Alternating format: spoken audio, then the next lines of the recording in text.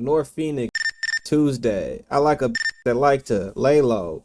Pick a up with the Drake. Welcome to the show.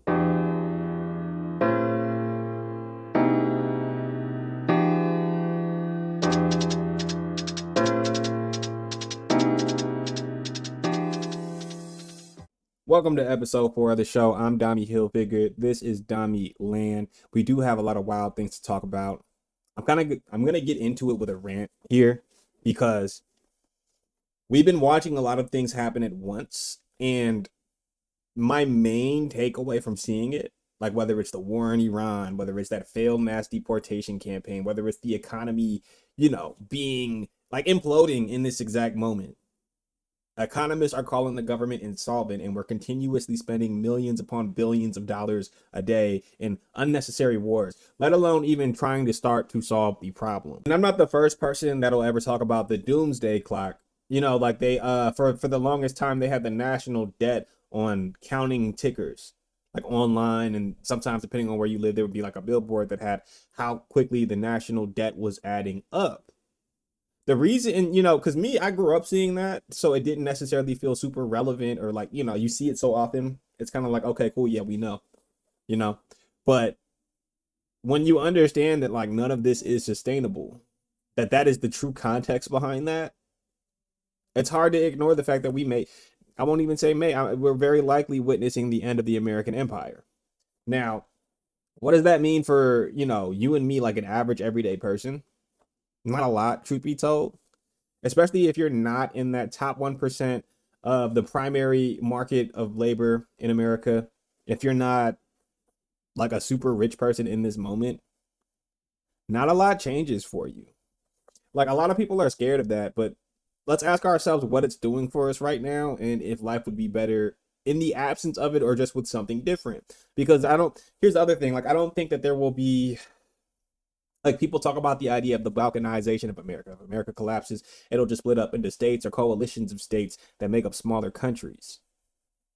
That might be like the immediate next step. But with America, this conglomerate of 50 states as it stands, let's ask ourselves what it's doing for us, right? Because we're one of the only countries on the planet that does not have things like universal health care, that doesn't offer like universal education. And there are lots and lots of factors to that we can get into.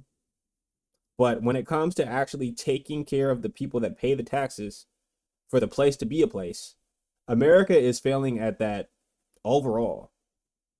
And they laugh about it. We have a president who acts like he can't provide universal child care and has likely spent hundreds of billions of dollars in a month on one war. If we do this for 2 months, he could have paid for universal child care. And so what we're seeing, because what we also have to understand is that it's been going like this for a little while. When we understand that this is a pre-Trump phenomena, the idea that America as a whole has not been serving the needs of its people, like Trump, he's not doing anything to help the insolvency problem. He's not doing anything to help the fact that we are so far into debt that the assets could never possibly, add up to balancing that back out. That's not a problem that started with him, but it's not necessarily getting any better. Spending $1 billion a day in a war, and honestly more than that. Like I guarantee it's more than that after we sat there and blew up 2 C-130s and lost 2 other jets and had a helicopter get shot down over there looking for one person. That's another wild thing. Like the narratives are so wild. Like the situations are so wild, they can't even think of narratives to come up with them. They can't even think of narratives to keep up with what's going on. One thing that was really interesting, I heard the theory that rescue operation in Iran was more or less a failed uranium extraction mission. Like they were out there trying to grab resources. That mission went bad, and then it turned into this very public rescue operation. But he just did the press conference today where he was talking about, 155 people, or no, 155 aircraft. He said they sent way too many aircraft. They sent way too much equipment for just a base level, let's get one guy out of their mission. And like it's interesting too, because when he was up there talking about it, they didn't even want him going in. They didn't even he was like, he asked the military guy, he's like, yeah, how many people we sent over there to get this done? He's like, I don't even want to admit to that yet, because they're trying to keep all of this under wraps. They picked the absolute worst president if the goal was to maintain the empire through this time of American history, because like he can't keep a lid on it. Him not being able to keep a lid on it, it's exposing these things so much faster. So then it takes us back to this question: how long are the American people going to be willing to support an American empire that does not supply like the most base level needs of the American people? The fact that there's even a mentality of like, oh, the government shouldn't have to do all that. Listen to me. In the world where the government is paying for endless wars, we have $1 trillion military defense budget, I think, that's about to go up even more, or it might be a multi-$100 billion one that's about to go up to $1 trillion. And I can appreciate that now that we're in this circumstance where we have to maintain all these military bases around the globe and we have all of these ongoing and enduring threats from the things that we've done over time. Yeah, we need some kind of military budget because they would kick our door in without it off the strength of how many doors we've kicked in. I can appreciate that side of the argument. I can also appreciate the side of the argument that's just, hey, maybe we just stop kicking doors in. Sure, we need to defend ourselves from the actions of our past, but do we need to continue the behavior as we step into the future? Do we need to continue to be the aggressor as we step into the future? I don't believe so. That's the one thing that all of these arguments always ignore. Oh, we have to be able to protect ourselves from our enemies. Why do we have enemies and why do we keep making new ones? On your tax dollars. They'll do all that. Keep in mind, that's the same mentality that evaporated the working class. One thing a country needs is a middle class, right? Where the labor comes from, where the revenue is generated out of, it's that working class, and it is in fact that lower class. The jobs that keep the country going. Now, don't get me wrong, right? Doctors, I think you should be paid if you're saving lives. You know, surgeons. Oh, you're a brain surgeon. You probably, okay, yeah. But to sit here and act like the manager of your Chuck E. Cheese, not that they don't do anything, right? But the manager of your Chuck E. Cheese versus the floor staff that keeps that place running. And again, this is probably a horrible example, honestly. But the discrepancy in pay between somebody that keeps the place running and organizes the running. I shouldn't even say that because truth be told, you do need to be higher qualified to do those two different jobs. It's very obvious. But the discrepancy, we'll say, in value, right? Because at the end of the day, if the manager does not have people to manage, there's nothing to manage. There's no money to be made regardless, right? But the value in these circumstances is often, we'll say, lopsided off the strength of this hyper-capitalist society that we live in. Believe it or not, people speak of a managerial class. Again, the Chuck E. Cheese really is not the best example for this. But people speak to a managerial class where it's like, okay, you have the base level workers and then you have those in between workers. Those are the people that they want to be able to vote. Those are the people that they want to participate in the political system. Those are the people that they want to feel like they have some kind of semblance of autonomy or agency in this society. They need people that are going to college to do some of these mid-level jobs. They also keep the whole thing going. But there has to be this separation in this system where at the end of the day, somebody needs to be taken advantage of for this to go.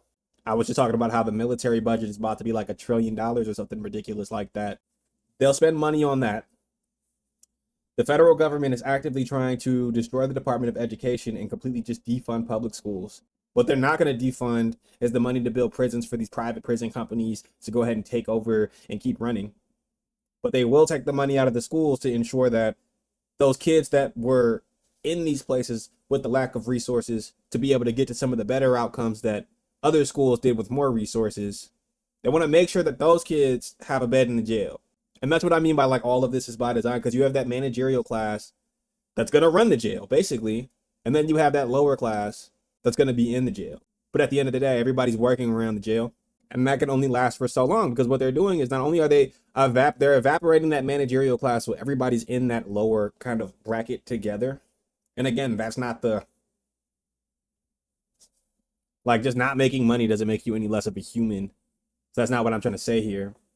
But they're so gritty that it's evaporated that mid-level class. And so it's not sustainable. It can't keep running like that. That's another issue with the conflict in Iran.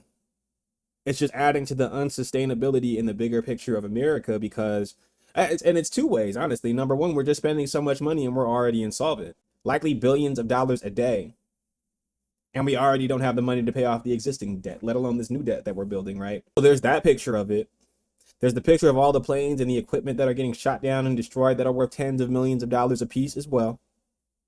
And then there's the picture of the actual strategy behind the war, of Iran choking off the Strait of Hormuz, which 200% is what our currency is leaning on right now. In the 70s, they did a deal. They said we're no longer on the gold standard for our currency.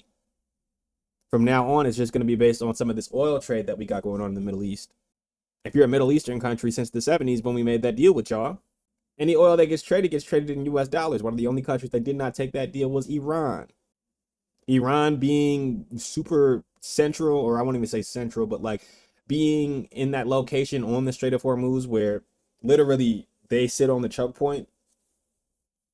They get bombed by the US. They know the US's currency is based on the traffic that goes through that choke point. So we say, hold on, US, you're not going through the choke point. And so what we see from that is the dollar lose value.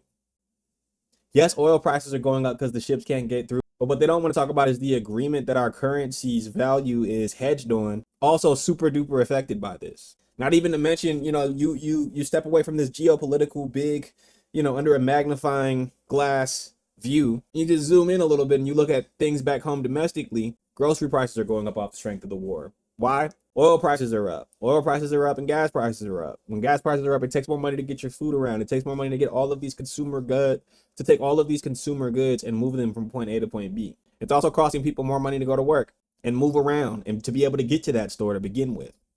Not only is the money worth less, it takes more to go make it. When you have a situation like that, nothing's moving as it should. And it's because none of this was sustainable. It's just crazy to see how that was fast forwarded in this administration.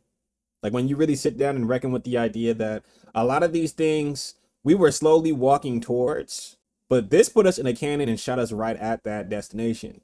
None of it's sustainable though. So we're at the point where, like, truly, if this continues unchecked, because we have a couple of big milestones to look at to determine if that will happen. A lot of people say we can't vote our way out of this, and it's because of the slow walk that we've been doing to get to this point. Say 20 more years we might have been at this point anyway, is that argument. But we have a midterm election coming up. And so the question with the midterm, do the Americans understand what's going on right now? Do we really understand that the reason he's getting away with all of this is because he has a Congress that he can, one, jump over, but two, won't hold him accountable? They did not hold him accountable on the Epstein files. It did not happen. Why? Republican-dominated Congress. Didn't get through the Senate, didn't get through the House. Same thing with these impeachment efforts. You always hear, oh, Democratic congressperson, Democratic senator. They're putting up articles of impeachment. They've introduced impeachment documents, and then you don't hear anything about it again. It's because the Republicans in the House or the Republicans in the Senate stop it before it gets that far. They wanted to do a war powers vote on Iran, stopped by the Republicans and some Democrats before it got too far. But that's what makes these midterms so important, because all of these House members and at least a third of these senators are going to be up. That's why they want to work so hard to do all this voter suppression. Because believe it or not, as clear as it is, at least to me, that all of the things that they're doing right now are barreling us to the end of the American society, the end of American civilization, kind of as we know it. They make a lot of money on the way there.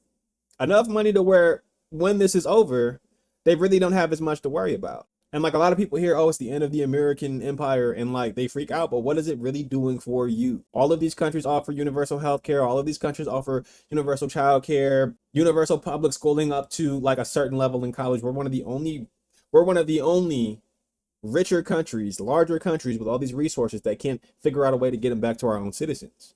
So it's not doing anything for us right now. It's only doing things for the people that are actively taking advantage of it and spiraling us to the end in the name of taking further advantage of it. But yeah, so not to get too far off topic, right? We got the midterms, and then we also have that presidential election in 2028. Those are our two stopping points. If nothing effective happens in November, we're kind of running out of time as it is.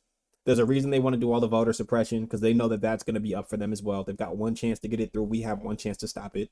But let's just say it doesn't happen in November. We legitimately just have until 2028. And that is if we're lucky. That's really if the remaining establishment politicians can get behind enough messaging to get enough Americans to buy into the idea of slow walking this thing again. Which, another issue with Trump just being so blatant and just saying the things, it's really hard. Like, I think they got away with it for so long because a lot of Americans were kind of lulled into a state of trust in the establishment based on having elected officials that wanted to uphold the narrative. If they upheld the narrative long enough, it gave enough Americans enough of an excuse to accept what was going on. He's doing the opposite of that.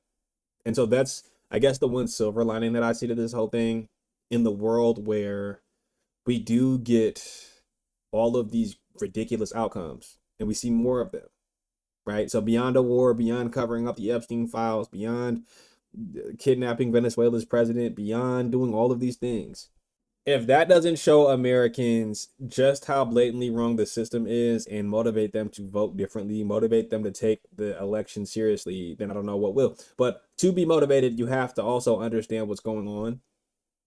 And so I'm still a bit worried, I'm not going to lie. And so if you ask me, that would be, I guess, my perspective on people saying this could be the end of the American empire. There's a few reasons it could be true, but I don't know that it'll be like the end of the world for a lot of people. Like the country hasn't been doing, you know what I mean? We haven't been getting much out of our tax dollars for the longest time. Like reorganizing how that works, or, and you know, there are people that have called for this all the time. Like, what I'd like to be able to see where my tax dollars go. I'd like to be able to reorganize this in a way that makes sense so that I feel good about paying my taxes. You're describing a new country without describing a new country. It's like we can say that, but what that would take, people often don't describe. I don't see a world where the American empire as it stands just stop taking our tax dollars for endless wars or being able to be a military colonial power. And it might just go out kicking and screaming. But again, what does that look like for the average American? What does that look like for Donald Trump? What does that look like for the top 1% of the primary market, those billionaires that are kind of running things in this version of America? I think it looks different for those groups of people, but I wouldn't say it's something to be afraid of at this point either. Iran is openly speaking to, like, you know, we actually don't have any issues with the American people. It's mainly just the military, imperial American establishment and their allies. There's a reason for that. I think anybody who takes a second and looks at just how our government is broken down, how the economy is broken down, it's like, okay, well, you know, there are people that are advocating for, hey, maybe this much of our taxes shouldn't go towards the military. Maybe some of it should go to schools. Maybe some more of it should go to healthcare. Maybe some more of it should go to all these things. And then it doesn't happen. We can go back to how Congress is broken down, but I remember I was alive in 2007. Obama was running on damn near universal healthcare. And then it got to the like congressional levels. They switched it over to affordable healthcare, ACA. They talked that down into the ground. And now they talk about it like they were just going to let him do whatever he wanted to with that plan, and it failed. Not like they sabotaged it, but they sabotaged it. 15 years later, answer Luigi Mangione. Like, what do you, none of it's sustainable. We see things like that because none of it is sustainable. And a lot of people are saying enough is enough off the strength of that. Because while all of this is somehow still going, like while the car is driving without enough gas in it, people have to smell the fumes. People have to, you know, be in the car with the oil burning smell. It's a wild situation overall. It's one that I'm following actively. I don't necessarily expect, like I said, like I don't expect Trump to just back down either, which is the other thing. Like I'm expecting full-blown kind of escalation all the way through. He's had plenty of chances just to step back at this point. People are all making, like, I've heard a few rumors about boots on the ground. I've read the articles about all of the military personnel that are being sent out to the Middle East. So it seems likely, like more than just a rumor. And just if you ask me, it's the natural next step. It's quite literally like, where do we go from here? Probably armed conflict in a Vietnam situation. Because that's also what this is, by the way. I've seen a few different breakdowns of people talking about how the mountains are, you know, like it's not like the plains of Iowa. They're not setting up to have a military conflict in the plains of Iowa. They're setting up to have a military conflict in the mountains of Iran. I've seen videos of it too. It's not sweet. And it's crazy because, like, I've also seen like the pictures of the drones that they have. They look nicer than the drones that they're using in Ukraine. I don't know that would be the one, but like when you see the videos coming out of Ukraine, coming out of Russia, I'm not going to say there's no mountains in that region, but it doesn't seem as mountainous as that region in Iran that they're going to be landing onto if they do put boots on the ground out there. It's very much a Vietnam situation with way better technology.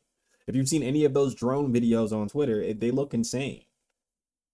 Now imagine that you're driving through mountainous terrain, not just a flat field or even like a tree line, kind of foresty, wooded area. No, it's like mountainous. You're not going anywhere anytime fast. You have to climb up and then go straight and then climb. Like, it's a problem. And I'll just leave it at this. Like, I don't think that the end of America is the end of the world for Americans per se, but stuff is obviously going to happen as that happens. We're going to see little side events, little outcomes, things that affect the stateside that I think most people would want to be prepared for. That would be the main thing. Making sure, do you feel safe in your home if there was a home invasion, right? Like, little things like that would make a big difference in the world where that does happen. But I don't think it would take more than that to sit it out or wait it out or whatever, however you want to look at that, however you want to call making it through something like that. I don't think that it would be like just people fighting in the street to that extent. Speaking of collapsing empires, I don't know if we've ever lived through a time in American history where a president had to replace his entire cabinet. Usually it's the other way around. Usually we see it to where, like, oh, the president gets impeached and then very naturally the cabinet kind of scatters. He packed up Kristi Noem first, which that one made a lot of sense if you ask me. $220 million under your nose, if that is what happened, is crazy. If you're not familiar, and what's interesting about all these firings too is that most of these things have been out in the media. None of this is like brand new information to anybody except for Trump, who in Kristi Noem's case, again, is acting like he had no idea about the $220 million contract for an advertisement at DHS that she funneled to one of her friend's husband's companies. And it's just iffy because that friend whose husband had the company also worked directly under her at DHS. She was one of the people that actually stepped down. It didn't make as big of like a headline or, it didn't make as much noise, we'll say. Patricia McLaughlin, the DHS the DHS spokeswoman, she stepped down a little bit prior to Kristi Noem getting fired. And, it's not just the $220 million ad contract business. She also had her side piece working directly under her. There was a couple of situations where I believe she got in trouble for just preferential treatment. She got a pilot fired because I guess the pilot left her boyfriend at the time, because she's married, but her boyfriend, his blanket on the plane, so they fired him over that. I feel like there was more to that story that we didn't hear about. But all of that added up to bad news for Kristi Noem. They got her out of there. Mind you, the entire time we have this Pam Bondi situation unfolding, and she's just been, truth be told, doing her job. I don't know, and I've said this on my page before, but I don't know what the bright idea behind hiring the attorney general who worked in Florida at the time Epstein was running around as the attorney general for the federal government during Epstein disclosure time, outside of the idea that we would be continuing the cover up. But they threw her under the bus for doing what they hired her on to do. Now, do I think what they hired her on to do was right? Absolutely not. I believe, she's as complicit as the people that were actually there on the island for helping orchestrate this cover up. But it's just interesting to see, like, okay, so Pam Bondi gets fired for basically doing her job. Kristi Noem, and you can't really tell me they didn't know about that deal with Kristi Noem. You can't tell me that, but we got Kristi Noem getting fired for that. And right now, the speculation is basically who's next, because what we're seeing is people get fired or resign, but one way or the other, all of his, like, everybody he's given a job to is getting out the paint. I've seen people say Caroline Leavitt, she technically already announced her resignation when I think that she said she was pregnant or something, so she's going to be stepping down. So I don't think it's going to be Caroline Leavitt, and truth be told, she's done more of the job that they hired her for than even Pam Bondi. Not to say that that would save anybody from seeing some consequences on this administration, but like from their perspective, I don't know what she's done wrong. I would say it's either Cash Patel or Tulsi Gabbard, and it's more likely to be Tulsi Gabbard off the strength of the whole national security foreign intelligence leak storyline that's going around right now. She's just been in some weird position. Like when they were doing the elections thing, she just happened to be in the cut, and people kept on pointing out how that was weird, that photographers caught her in the corner trying to hide from all the press, but still being there and on the phone. And then we got the story about how a national security official forwarded like an alert about a foreign intelligence phone call directly to the White House. They didn't take it to the NSA, so somebody at the NSA, I believe, had to whistleblow that. I could be wrong, but like that's effectively the controversy there. And so when you have all of these factors adding up to one big picture, because that's what this is. So when you have all these factors adding up to one big picture for Tulsi Gabbard, I feel like hers is the one that we see somebody get fired in next.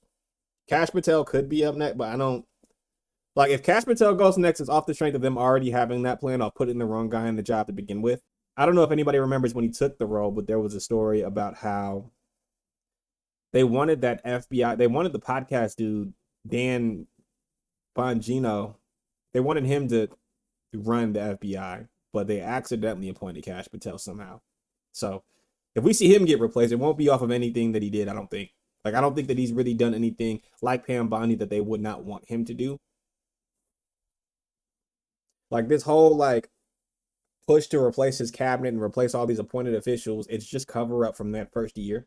In the absolute worst case scenario, they're going to want to be able to say, hey, yeah, well, you guys didn't like how we did the Epstein thing, so we fired Pam Bondi. You didn't like how DHS was running, DHS shut down, so we fired Kristi Noem. Whole time it's coming from Trump and Stephen Miller at the top. And so it's just interesting to see them do this. And like, you would be dumb to take that job after watching them get fired. Like, you wouldn't be next. There's nothing you can do different that they did. Outside of Kristi Noem's a different situation. Because again, I don't believe they didn't know about the contract. I feel like she was playing in their face about the whole side piece on your staff thing. She was playing with them about that though. Everybody else was just kind of doing their job as appointed by the president. Just if you ask me. And again, this is not an argument to say that the president is doing the right thing in any of these circumstances, but that's what they brought them on to do. People forget around September when all that stuff was happening. I'll see you in Valhalla, brother. That's what they brought Cash Patel over there to do. And then we saw all these other botched investigations from the low-key terrorist plots we were seeing around that time period. That's what they hired him on to do. Cover up the Civil War.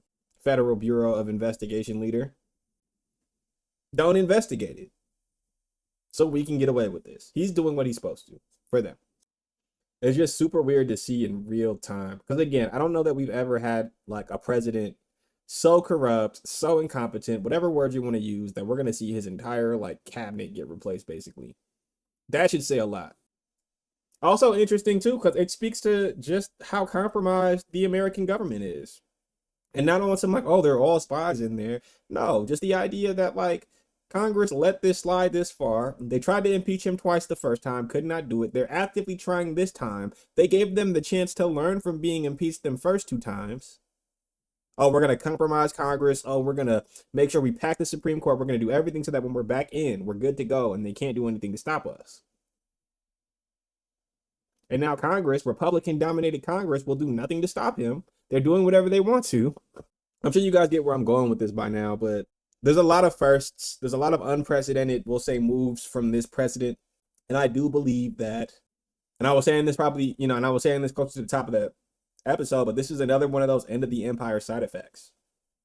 We have a literal oligarch in here taking advantage of all this free market capitalism, hyper, this hyper unchecked capitalism that he's at the helm of. Just the idea that a guy so invested in crypto would be allowed to regulate the market is a whole other conversation. Like in the world where Congress is shifty, is weird for trading while they have all this insider information, Trump being able to trade crypto while he regulates the crypto market is a completely other conversation. All of these things that like are not sustainable, by the way. These are all like cut and run rob jobs. There's no such thing as like a career corner store rob guy. You either graduate the banks or you go to jail or you stop robbing shit. But they're literally just running around the town robbing every single store. They've got everything they need for as long as it'll last, I guess, because they're bottoming out the community by doing so. Nobody who provides the services around the community can do so in the world where they can't go to the store and afford what they're trying to get or get it to begin with because it's all been snatched up. And all these people are just running on borrowed time. All of these people just running around robbing the stores. It's all borrowed time in the world where the system is not sustainable. Hope that metaphor made sense. As I think about it, as we continue to talk about this collapsing of American empire, it is kind of insensitive, not really insensitive because I deal with this too. But one thing I'm not counting in this is just what conservatives like to call short-term pain from the economy recovering. But in reality, is just corporations deciding to fire people in order to save money while the resource extraction from the middle class and the lower class really takes effect. What do I mean by that? So they bankrupt the country again on another war. All of a sudden, interest rates are high. It costs more money to get money to be able to make money, as companies in America like to do. And so in response, we start to see things get more expensive. In response, we start to see operating costs go up because things are more expensive. In response, as opposed to say, hey, maybe we don't spend all this money on the military, on another forever war, on all of this endless wasteful spending. Let's take some of this money and invest it back into the people. No, they don't do that. But what they do is sit there and hit you with all the pull your bootstraps propaganda, as if that's possible in the world that they are creating. Because what they're not telling you when they're calling the immediate effect of the economy shrinking on us, the immediate effects of all of this wasteful government spending hitting us, what they're not saying about it, we live in free market, unchecked capitalism. They don't make as much money to give us things like affordable health care, to pay people, and to see unionized workplaces be the norm. These things don't pass because in a society like this, where money truly is free speech, the more of it that you have, the more power that you hold in our political system, there's no actual real incentive for these things to change. There's no driving force for things to be different in the world where there's money to be made off things being exactly the way they are right now. And that might sound short term, or that might sound like it's, oh, we're not giving them enough credit, or maybe we're giving them too much. Truth be told, in the world where I make money off a bunch of people being in my jail, it doesn't make sense to fund the schools or to support the idea of it. And if I have more money than the groups that are trying to get support to the schools, that's just how it goes. If I can pay your elected official this much, and you can only pay your elected official that much, guess what gets done? What I want, because I have more money. And I get to, and I'm very likely doing a thing to make sure I get to continue to make more money, to continue to make these things happen. And so what we see is these short-term goals, these short-term outcomes of these corporations that just want to keep making money outweigh the needs of the people that live in the country that put these elected officials in the seats. And then we hear things like, oh, it's short-term pain for long-term gain when it's a war. We hear things like that when it's a war that is causing oil prices to go through the roof and kicking the price of everything else up through the roof with it. We hear that messaging from the top of the group that does not feel any of the effect. So that is something that we will be living through, because it doesn't feel like they're getting any more fiscally responsible with the spending, even though the Republicans are supposed to be the party of that. It doesn't feel like they're getting any more reasonable with the goals and outcomes of this military expansion. It doesn't feel like they're getting any more reasonable or realistic with the needs of the people being heavily outweighed by corporate and military and foreign interests. Something's gonna have to give. And it's almost inevitable. If you look at how things are going, it'll either be a ridiculous collapse off the strength of everything that was stolen, or it'll be a ridiculous kind of whiplash effect when enough people realize how much is being stolen from them, and how much, and quite literally how they support it.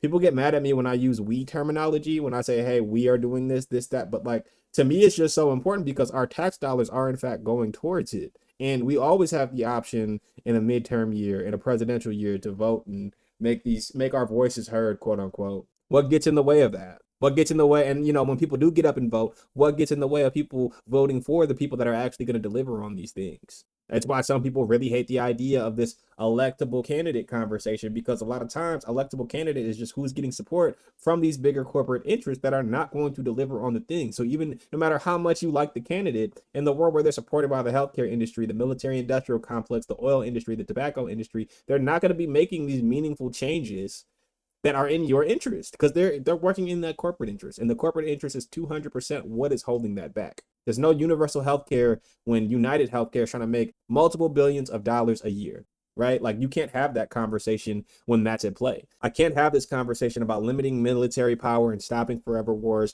in the world where the defense industry is literally signing checks and making sure that this candidate can run again, this electable candidate that people want to support. I've been doing a lot of ranting this episode. Switched up the format this time. Let me know what you guys think about it so far in the comments. This has been a real serious episode so far. I think we should probably mix that up before we get towards the end of the show here. Things have been happening outside of the world of politics. Just starting off with this Gucci Mane Pooh Shiesty story. It is one that's really freaking interesting. So it starts with pictures that were actually surfacing on the internet back in January, if I remember correctly. But there was this picture of Gucci Mane being held up in what looked like a studio or just some kind of room. Well, the FBI picked up the case most recently. Turns out Gucci Mane met Pooh Shiesty, Big 30, and a few others in a studio session. They got into some contract talks, and those contract talks went left. They ended with Gucci Mane signing a release of Pooh Shiesty under duress, among a few other crazy circumstances. And it's just wild because like people say this all the time about Gucci Mane. People speak to the idea that like, even prior to some of this, there were talking points about how, oh yeah, Gucci Mane, he signs all these artists from these crazy backgrounds, active beefs, and then he, gives them the worst deal he can and then puts them on a life insurance type setup and kind of just waits. And that's the business model. And so I've heard some takes just saying, yeah, no, Pooh Shiesty low-key did the right thing to get out the deal. I won't say that because I don't think it was worth all that jail time. Talking about everybody involved looking at life. I don't think that was worth getting out the deal. But I will say this does speak to the type of business that Gucci Mane does. Because again, I wouldn't be the first person to say, hey, he's signing these people in these crazy TLC 360 deals.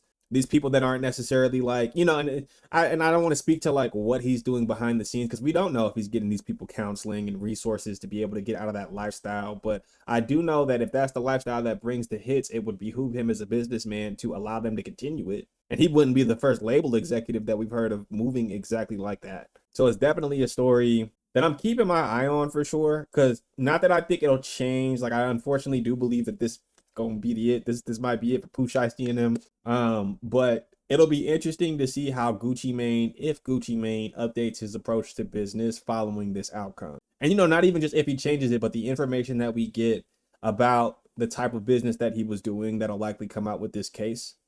Because people are going to be wondering, like, well, what was so bad about the deal? What was so crazy that Pooh Shiesty felt the need to drive 6 hours to meet you in the studio in Memphis, armed? And, we don't know if the intention was for the deal or for the meeting to go that bad, go that left. But for it to have happened, it's like, how? How did we get here? Definitely one I'm paying attention to. Yeah, no, but that's it for Pooh Shiesty, unfortunately. And it's interesting, too, because Gucci Mane signed that contract UD or under duress. So it does make me wonder if he still has Pooh Shiesty signed throughout all this and is still making the same amount of money off his music. Keep y'all posted on that one. What else we got here? So Kanye West is under some heat. He wants to go back on tour. It looks like he wants to do the Wireless Festival. One of the bigger issues with that is the idea that a lot of people are not over Kanye's previous antics, me included at this point. Like me as someone who was a super duper heavy Kanye fan, I was never someone who because it's interesting too, like it's not like it's just one outbreak or it's just one instance. There have been multiple instances time after time after time that would lead people to want to step away from supporting Kanye West. And it appears that that's what a lot of businesses are doing. So the Wireless Festival decided to let Kanye perform. He might even be headlining. And they're losing sponsors left and right. PayPal stepped away from it. Pepsi stepped away from it. There are lots of companies that have stepped away from this event. What I will say is that it's especially interesting with the times that we're all living through right now. I'm not going to be the first person on any app, on any platform to say that, hey, the U.S. is fighting a war on behalf of Israel and Iran right now. That's what's going on. Yes, we could have always wanted the resources. Plenty presidents have prior, but there was a reason none of them went ahead and did this. I say that all the time. But yeah, Israel had that much control to be able to do so. And Kanye gets into trouble because when he explains that, he often puts that on the entirety of all Jewish people everywhere, which is a problem. That's anti-Semitic versus anti-Zionist. Like, I still wouldn't necessarily call Kanye West an anti-Zionist because I don't think that like every time he pops out to talk about these things, he's talking about all Jews everywhere, which is where he runs into trouble. Because that's not necessarily true. Seth Rogen didn't didn't orchestrate a genocide in Palestine. Seth Rogen didn't, you know what I mean? Seth Rogen is not Benjamin Netanyahu, and that's who your problems with in these circumstances. So yeah, I wouldn't even call and that's again. So when we see these companies pulling out, you could still make the argument that hey, that's the greater, such and such organization that leads people to these outcomes that only support the state of Israel. That's a different conversation than it's just the Jews running shit. And it's an important distinction too, to be honest, because that is in fact anti-Semitic. And I think that, our main responsibility as content creators, as artists, is making sure that we're understood. It's nobody else's responsibility to make sure that you're understood but you. And it's why, me, when I make videos, when I go online and do some of these things, I'm very careful about my words. At least I try to be. I try to really understand how people could receive the information that I present off the strength of how I said it, because it's the literal power in what we do as content creators. And Kanye West, unfortunately, handled that responsibility in a way that was not becoming, we'll just say multiple times when it came to this specific topic. And so now I think even if he came out and was like, I'm an anti-Zionist, they still kind of have the past to be like, yeah, but that's anti-Semitic. And people wouldn't question it because he had, in fact, been very anti-Semitic over time. Um, and so I don't necessarily see his image recovering from that. And I think, at the end of the day, people have a right to spend their money in a way that aligns with their belief system. Like we talk about collective economics in the Black community for the longest time. For the longest time, the Black community was giving Kanye the PayPal treatment. We're not going to sponsor this event that you're at. We're not going to be rocking out spending this money with you. And it's not like his concerts have been, he's gone out of his way to make his concerts accessible to the average person. Like you go to a Kanye show, it's not like you see a lot of us there anyway. And so it is a bed that he made and has to lie in.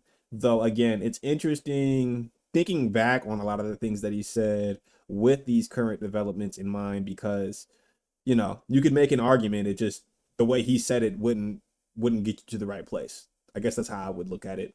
And he's still dealing with the outcomes of that to this day. Do I hope that Kanye West never sees success again, or that? No, because I'm somebody who leaves like grace for people to be able to learn and grow. Like I try to be anyway. So I'm not somebody who feels like he should never be able to do anything again. I'm also not somebody who holds it against PayPal in this specific circumstance for deciding not to support Kanye West, because while I could make an argument on the side of what he's trying to say, it's just not what he said, and he hasn't done enough work to try to clarify that for them or me to be convinced at this point.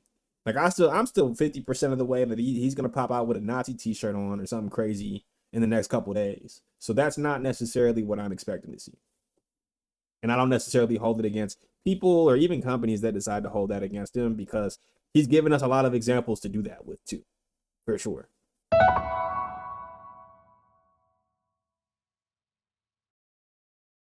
So Jonathan Majors is actually dealing with a little bit of BS himself. First things first, he took a job. Like, he has not recovered from that situation with that girl when he lost the King the Conqueror role, just if you ask me. And shout out to Megan Good for holding him down through all of this. Flip side, he's been taking some bullshit films lately. I believe he took one with the Free Press or the Daily Wire, which is a pretty known, like, he took a movie deal with a pretty known conservative outlet. And so first things first, it's not that deep this if we want to, but you're signing up to do their propaganda, right? Like, if you know who funds them, you know what message that you're signing on to play a role and put out there. That's problematic on its own, but we can put that to the side. Everybody's got to work. Okay. He's on this set. Somebody put, like, he, as a part of the scene, he gets pushed through a window with his co-star. Or no, that's not a part of the scene. So as a part of the scene, he's in like a scene. So as a part of the filming, he's in a scene with one of his co-stars. A shot goes off as a part of what's supposed to happen in the scene. He leans back against this glass window pane, and the glass window pane collapses, which I believe was not supposed to happen. Both he and the co-star falls through. I believe I read that the co-star's hand was mangled, and the entire situation is threatening the film, like, being completed, because the production company, they don't want to negotiate about it. We don't negotiate with communists, and I'm pretty sure it's just the actors and the crew on set demanding workers' rights. The company's response: we do not negotiate with communists, as if they're terrorists. Meanwhile, they just want safe working conditions so that nobody loses a hand trying to film this scene you thought up. So it's definitely on Jonathan Majors for taking the job. Hope he's all right.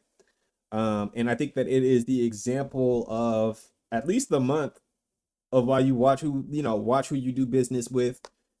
Why it's actually, it actually is that deep sometimes when it comes down to these things, because if you don't understand, you might read that and just think, oh, something went wrong on the set. If you do understand that it is in fact that deep, you understand that, like, oh, these are like Ben Shapiro, Barry Weiss, very Trump sympathetic people that are behind this company. And if you understand that, you understand, hey, hyper conservatives don't like workers' rights. If I go on this set, like, I'm not, I'm kind of dragging it out right now, but I say this to say that you could have in fact saw this coming. That not only are like the needs and the thoughts of the workers being disregarded, the safety of the workers would be disregarded on this set. And if something was to happen, they would give you a lot of pushback on it. To the point that even the brief, even the spark of an idea of workers' rights in the face of an actual on-set tragedy, guy almost lost his hand or something crazy like that, falling through a glass window. That evokes this response of, oh, we don't negotiate with communists and we're just demanding base level worker safety. Because I'm sure they're not asking for that much if it got that far, and now they're asking for it. Yeah, wild times we live in for sure. But like I said, Jonathan Majors, you knew what you were doing when you took that role. Everybody got to work. Everybody got to work. Somebody might have even tried to tell you that, and you was like, "Oh, it's not that deep." It's that deep.